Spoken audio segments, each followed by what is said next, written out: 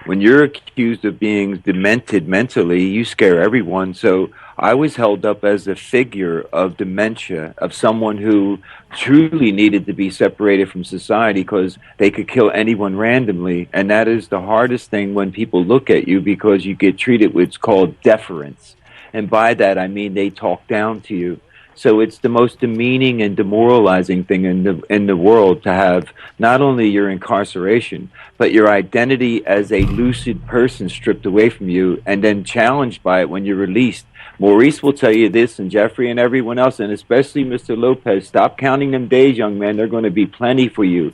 So this is what it is. People won't realize that you never stop that feeling that you could be judged again. But all you can do is hold firm to what you are now and hope that that never happens again, because it's truly demoralizing to stand before people who then tear your life apart. So everything in your life to that point is scrutinized. And as a young person, you have no foundation in life to bank on. So it's easy to trounce the young. There it is. Okay, real quick. Maurice, being judged by a jury of your peers. I'm going to just say, for me, being a young black man growing up in the ghetto, I became a product of my environment, because even in the court system, judged by my peers, there was no peers of mine on the jury. That's you know right. what I'm saying? And if it was one, if it was ever one to come from where I come from, and my next door neighbor, they would never allow them to be on there due to their history or what the closeness to me. So therefore, it's like it's a different character of judgment and jury when you get dealing with all type of different people of ethnic, man. Me, it was like, did nobody on the jury understood where I come from, but I know what standard they held me to, where they come from, or what they seen on TV. Stereotype. So that was a judgment. That was a judgment that was based on what this district attorney accused me of, and that's what got me. That's what sent me to prison. You know what I'm saying? I hear you. If a person like me, they would never send a questionnaire or sit on the jury to a person that's still living the projects, and if they do, and they find out I have a family member that ever been in the prison or something, you know, which I may have from where I come from, you know what I'm saying? It's a judgment. I hear you know what I'm saying? Yeah. And it's not my peers, man. That's my right. peers is somebody like you. You know what I'm saying? You know right. where I come from. Yeah. You know what I'm saying? You can relate to it. That's understanding what happened in the type of environment I come from. I hear you. know? I hear That's you. how I look You at broke it down. Richard. Well, I haven't been in that position, so I can't respond to what it feels like to be set there and have people judge you. No. What I'm saying is, but you have heard from the people that you have got out of jail what it feels like to sit across from somebody who just look at you like you already guilty to us because you fit the stereotype of the crime. You know, just even if they looking at you. So that's what I'm trying to say right now. Yeah, no, I think there's no question that that's part of it, and I think it's part of it that the jurors can't relate to the person, and a lot of jurors assume that if somebody's sitting there, they're guilty.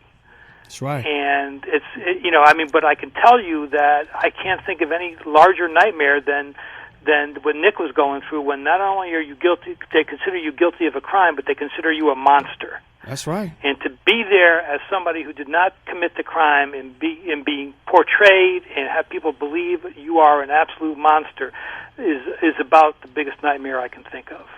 Okay, you definitely right about that. You know what? We got a young lady who's in right now. I'm telling y'all, we got them pouring in now. We got a young lady who's in right now. Her name is Helen Candice. She's the co-organizer of the Justice for Christine Lobato campaign.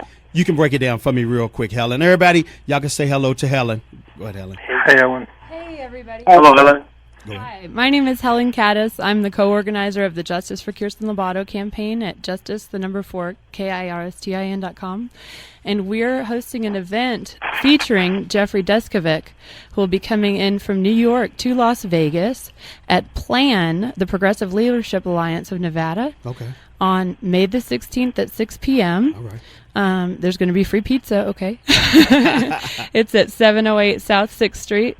It's a Thursday night. We hope y'all come out because we support Jeffrey's foundation, and Jeffrey is actually supporting a local wrongful conviction case here that I've been involved in for about 10 years. Oh, wow.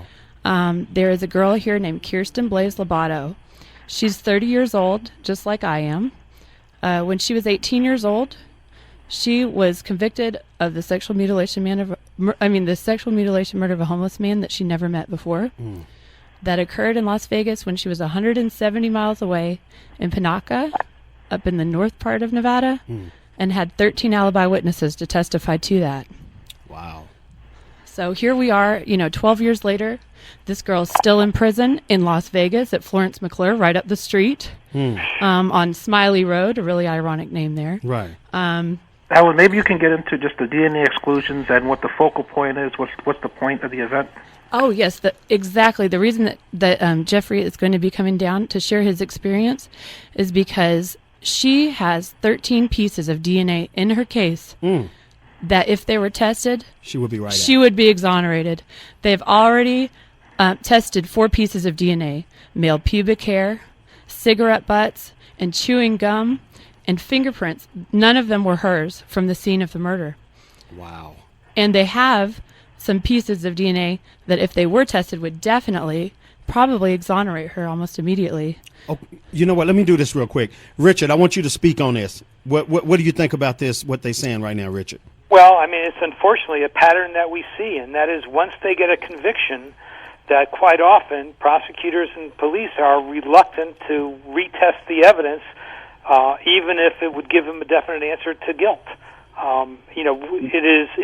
It's very unfortunate when that happens, and it's a system protecting itself.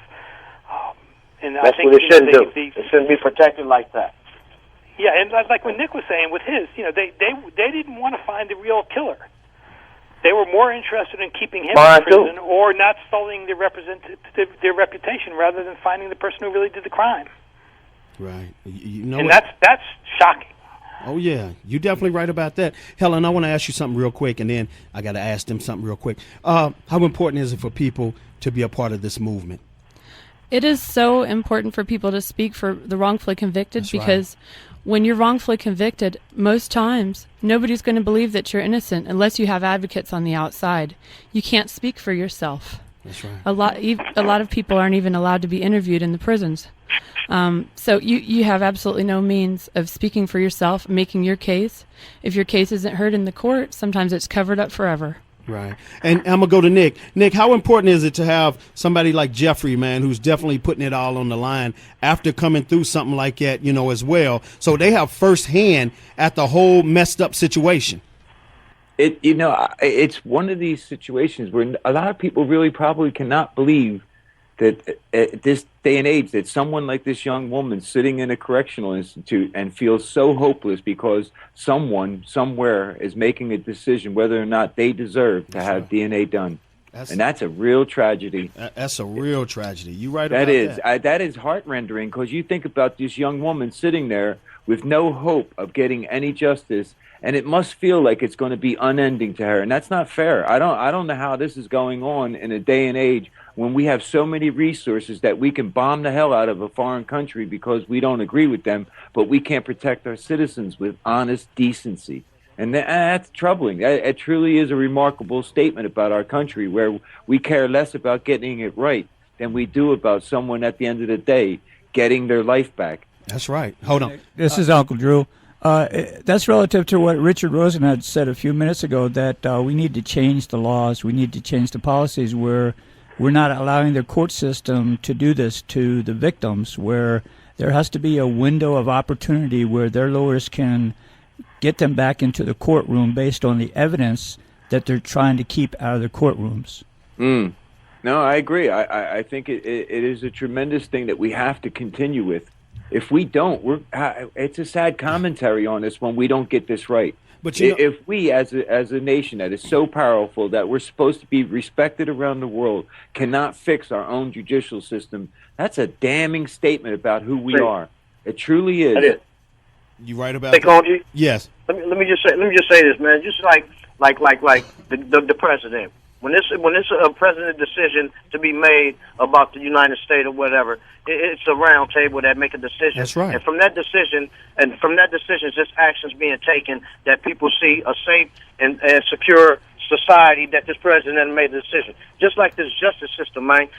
Everybody know it's a system, and we sit back and we still allow in our heart when we shouldn't be to accept the fact that, it's easy to get in, but it's hard to get out. If it's easy to get in, it should just be as hard as to get out if you're innocent. That's right. But people, we continue to sit back and look at the wheels. Man, the system is broke. So we cannot no longer just sit back and wait for the system to take full control of itself. You know what I'm saying? Just take us to sit at this table or make initiative and make this law change. You know, not just 100, not just 1,000 people sit in front of the assembly or, you know, try to pass this bill. Man, everybody.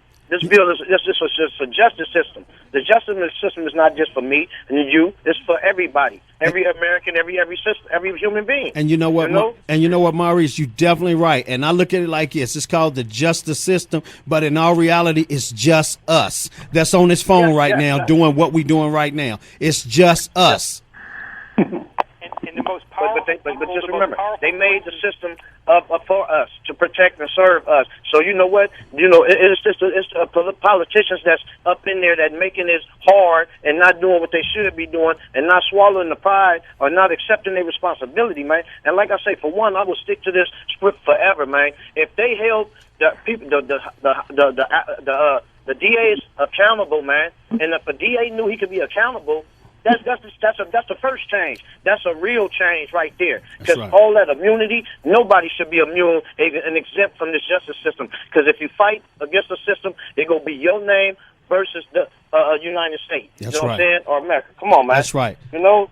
Who? Somebody jumped in a minute ago. Who was that? I was just going to say that this is Rich. I think the most powerful voices to be heard are the voices that we're hearing on this show. That's and right. That is the exonerees. That's right. The other thing I just want to add is I saw today that for the first time, as far as I know in history, a Texas prosecutor last week got charged with a crime for withholding evidence. And as far as I know, I was just looking at it's a prosecutor down in Williamson County, Texas. The former district attorney has been charged with criminal contempt and tampering charges for failing to turn over evidence pointing to the innocence of Michael Morton, who was later exonerated by DNA 25 years ago. So, and without a doubt, glad to see that it finally happened. And without a doubt, that should be retroactive to every state, every city. You know what I'm saying? Should adapt that. That's a system that fall in place to help. You know what I'm saying? If he prosecuted this DA did something wrong. Right. You know what I'm saying? That's right. And it's the same DA that sit in front of the jury and the judge and tell us how we are such a menace that he don't even know us. But the thing about it is, Maurice, you hit it on the nose. Him and that dude that he framed, they ought to switch places. The one guy ought to walked out and put his suit on, and he ought to went in and put his suit on. See that, like you said, let's make them accountable. You definitely right about that. But then let's do it on a different way. Let's not do eye for an eye. Let's do a way he gonna understand and truly respect the system that he took the authority to represent. You know what I'm saying? Because just putting the person in jail, man, that doesn't matter. You know what I'm saying? Because if a person go to jail for a crime they did and they know they tried to get away with, they could most be accepted to that. You know what I'm saying? Let's give these DAs something that will stop them for life. It'd be a ripple effect for real. You know what I'm saying? Within the court system, man. Yeah, but hold on. Let me jump in 1 second, and then let me jump in, and we'll move on. We're on short time, but I want to say this, Maurice. I get what you're saying, but if somebody's used to living good so long, you will feel it. Right. You're right. Oh, you will feel it. I mean, and then maybe that'll let you know how many lives you destroyed in the process. You just got caught with this one case, like what Richard was saying. This is one case you got caught with, but how many more other people got dirt threw over their head right now? But I bet you that DA, his family, and his friends stick with him every step of the way as he do that time, and that's what mine did. Right. Okay. I lost that. Right. You know what I'm saying? Let's strip him. Right. You know? I hear you. Wait a minute. Hold on 1 second. Helen, she wants to say something real quick. Oh, yeah. I wanted to say that part of the problem is that DAs don't allow the defense attorneys access to CODIS, which is the DNA database. And if there were access available to defense attorneys, then a lot of people would have more of a chance. Also, Kirsten Lobato's petition on change.org for DNA testing has overwhelming popular opinion and support. She's got over 154,900 signatures at change.org/Kirsten for her DNA testing, which in her case includes seminal fluid, plastic sheeting around the body. I mean, all kinds of things. And the elliptical cells that leave your hands, if you touch something, you leave an impression. You leave skin cells there. Right. They can be tested in this database called CODIS, where all of the where all of the people, who've been entered in there can be searched nationwide, and we pay for that federally. And also, Jeffrey's foundation for justice is supporting Kirsten Lobato's fight for DNA testing, and we're honored to have him on board supporting her. So we're really excited he'll be coming out. I hear you, and we appreciate you definitely, and coming all the way down here, driving here to be right here with us. We appreciate it. Jeffrey, I want to come to you right now. I want to say, Jeffrey, how good did you feel to see William walk up out of the courtroom after 23 years? Wow, it was exhilarating. I mean, a lot of times I've been told by people that work at the Innocence Project, the organization that worked to clear me, that that I'm just an example of, I'm like the reason why they do the work that they do, myself and other exonerees. I mean, that's the reason why they, roll up their sleeves and work in this field. And in a way, I kind of intellectually understood, but then to suddenly be on the opposite side of that equation and to know that my foundation played a role in helping William come out, I mean, that was the culmination of a dream. That was what all of this was all about from the moment I first daydreamed about having a foundation to having it. So he's inspirational for me just to look at it. It's very, very humbling. I hear you. William, I want to go to you real quick. Take us back to the courtroom real quick when the judge said you're free to go. That's for me. Well, it was, to be quite honest, after challenging the system for so long, it was like, wow. It was like, it kept me, I was just dumbfounded. I really didn't understand it. It was just so much trauma, 23 and a half years of being denied appeals after appeals after appeals. And when that judge said those words, it was like, wow, are you for real? It was like, God. But honestly, it was amazing. It was amazing, and to have Jeffrey in the background and in the audience there to support me and the foundation was huge. Being in prison, as anyone may know that was in prison, it's a very lonely and difficult place to be. Not too many people are out there helping. Once you're convicted, everyone views you as a guilty person. So to find people to support you, and it's incredibly difficult. So to have Jeffrey back there and give me the support and just there just to help me out with my reintegration back into society was huge. It was more. It was. I mean, there's just no words to explain how important it is for a foundation like Jeffrey's to be available to those that are in need of, of support at a critical stage like that, especially being exonerated. And the state doesn't. They tell you, well, hey, listen, you're free to leave, you're free to go, but they don't give you a Metro card. They don't give you anything. They just tell you take care, and they don't even say take care of anything. It's like you're on your own. So to have someone like Jeffrey and a foundation like that to support guys, I mean, it's so valuable, so valuable. Right. You know what? You're definitely right about that. But you know what? Let me say this real quick.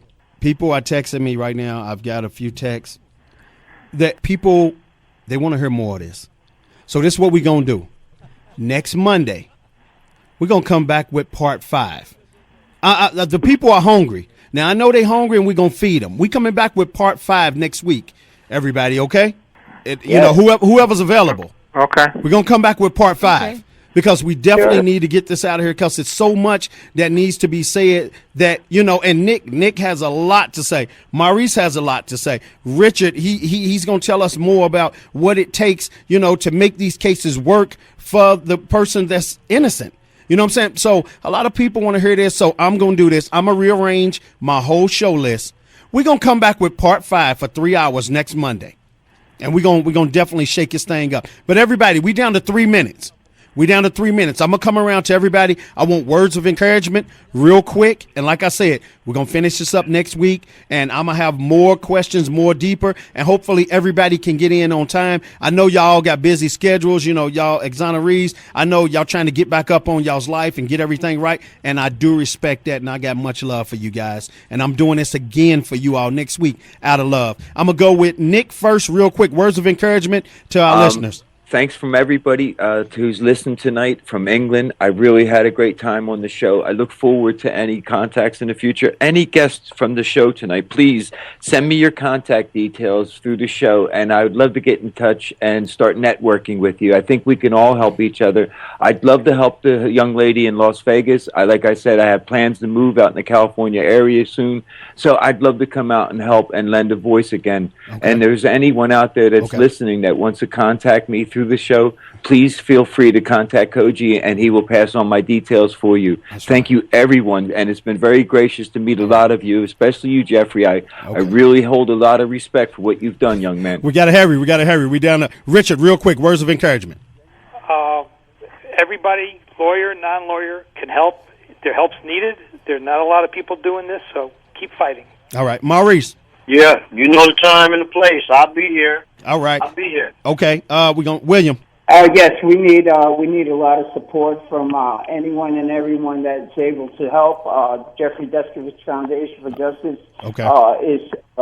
we need all the help. That's all I can say. All right, Jeffrey, real quick.